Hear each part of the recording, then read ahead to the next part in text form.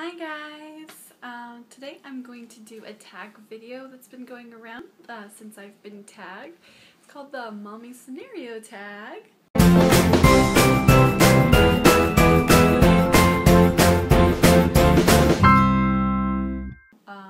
So Renee Vanna tagged me. Question number 1.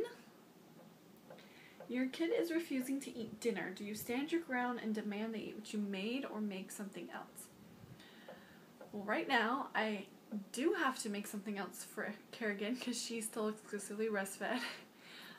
Cal is just about to turn 3, and so it can go either way with him.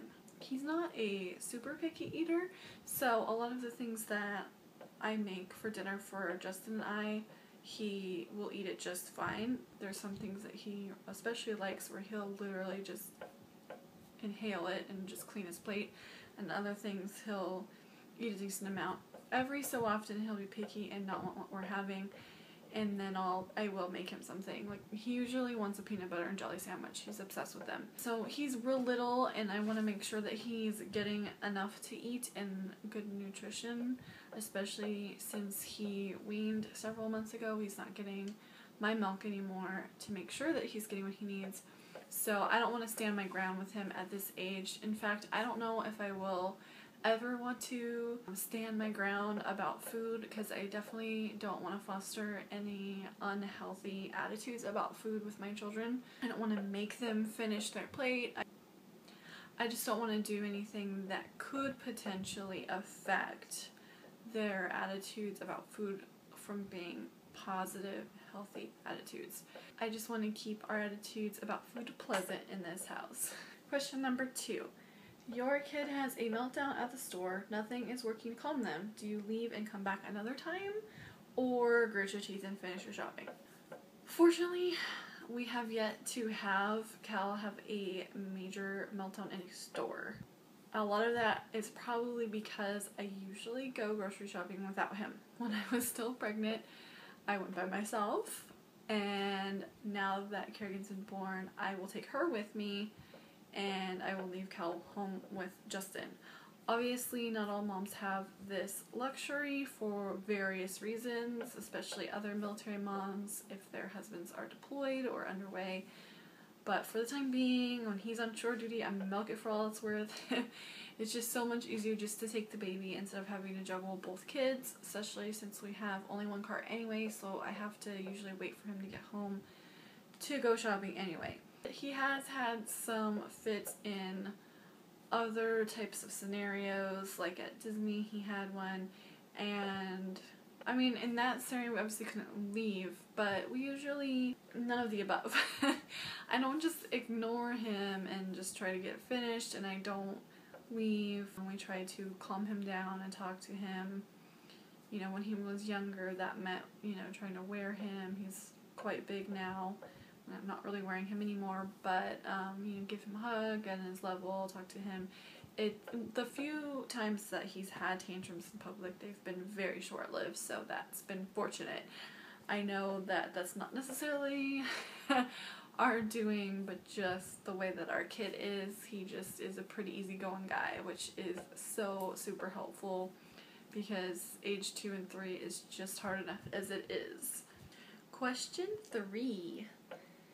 Your kid gets too many toys for their birthday. Do you make some returns or save them for a rainy day? If it's something that I don't think he would absolutely love and be really into, I would probably return it and use it to get him either something he'd enjoy more or something he needs, if he needed clothes or something. The toys that we do have, we usually have it on a rotation. So there's the toys in his room, and then we keep some of them stored away in our extra bedroom, and we kind of rotate them out to keep them fresh and interesting for him, and that seems to be a really good strategy. So if he received a bunch of toy gifts and I knew he would really like them all, then I would probably stash them away. In fact, now that I think about it, I do have some brand new unopened ones that are stashed away in our hall closet and also in our garage for future gifts for him and whatnot. Question 4. Your kid is protesting sleep. Do you give in at 3 a.m., get them up and turn on a movie, or continue to rock them, nurse, etc. to try to get them back to sleep? Both my kids are good sleepers, so this isn't usually a problem for us. Sometimes they'll stay up later than I would like, and sometimes it's just a little bit more work to get them to go to bed than usual. They don't usually wake up really early wanting to like raring to go. Every so often, Kerrigan will do that. Like there's times where she'll wake up for her 5 a.m. feeding and then want to play, and I'm like, hey, yeah, let's go back to bed. And sometimes it'll take a while. I think one night even took like 2 hours to get her back to bed. Luckily Cal slept in that morning so that we did get a little bit more sleep.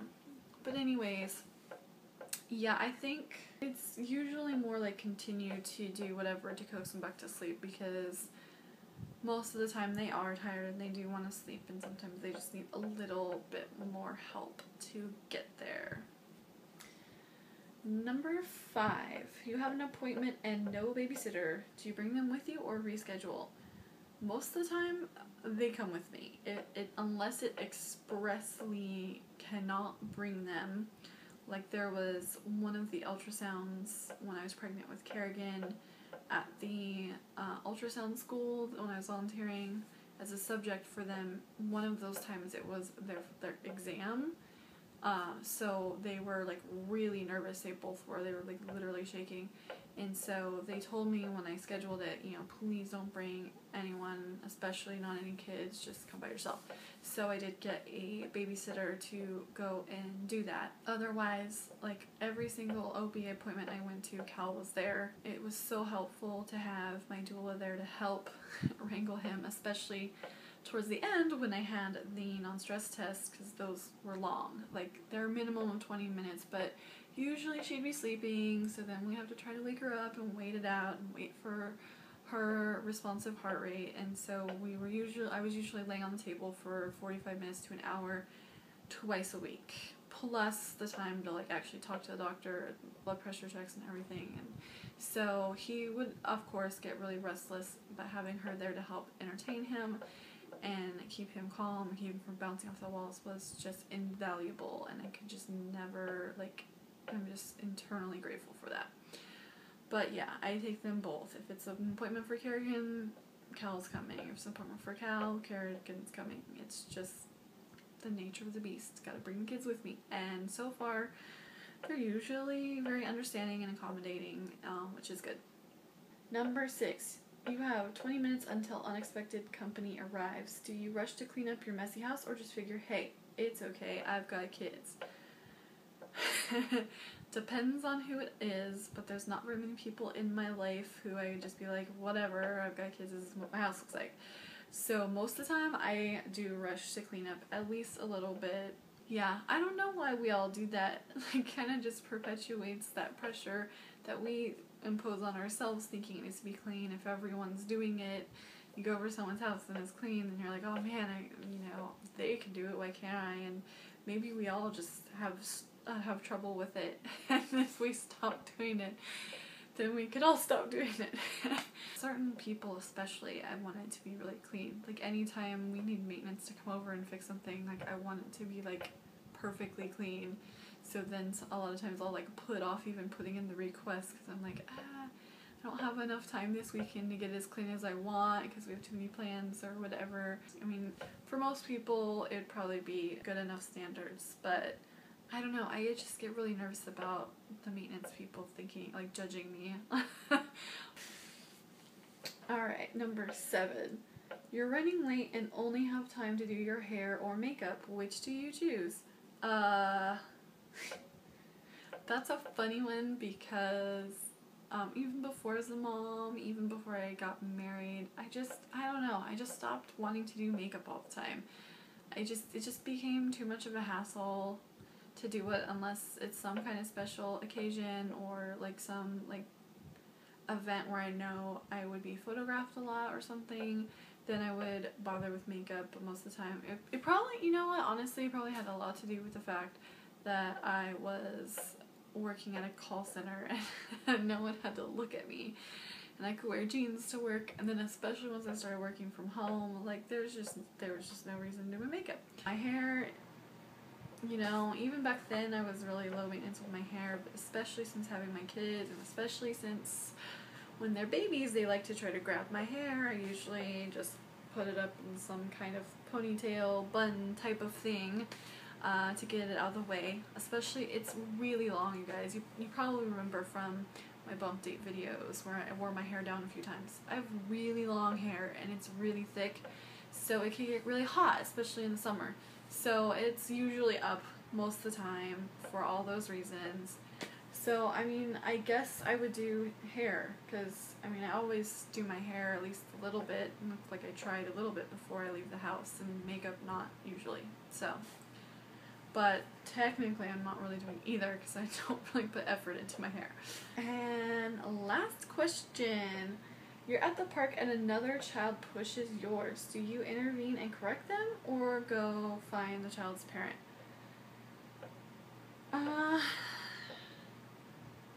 That hasn't happened yet, I don't think.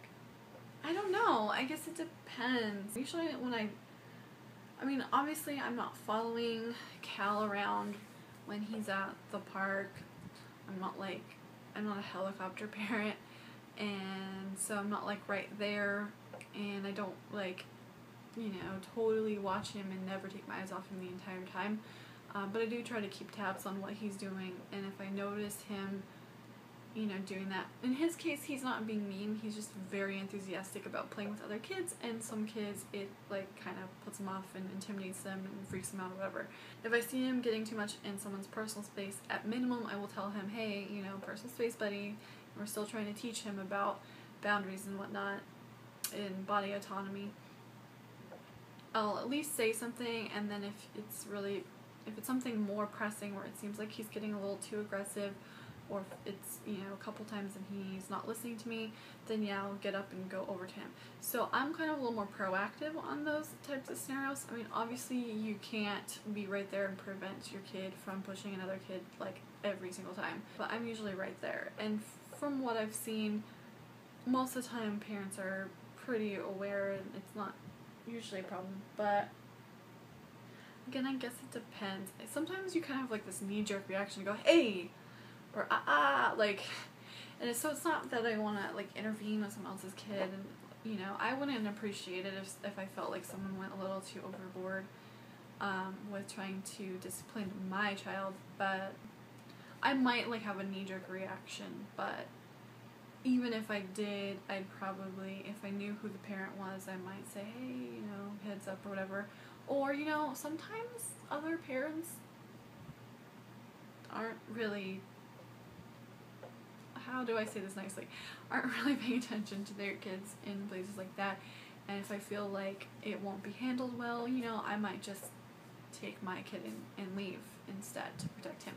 Okay, so that was the mommy scenario tag. Most of the channels that I watch, who I know watch me and would see this, have already done it. I don't think she watches me, but that one couple, my hands and heart are full, and the Bowman chapters. And of course, anyone else who's interested in doing it who hasn't been tagged yet. I hope you enjoyed this video. Let me know in the comments if you have done this tag before so I can check it out.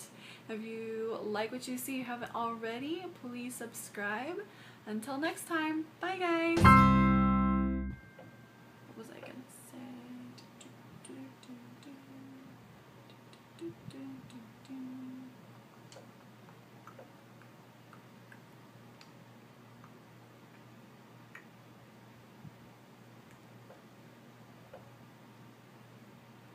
Shoot.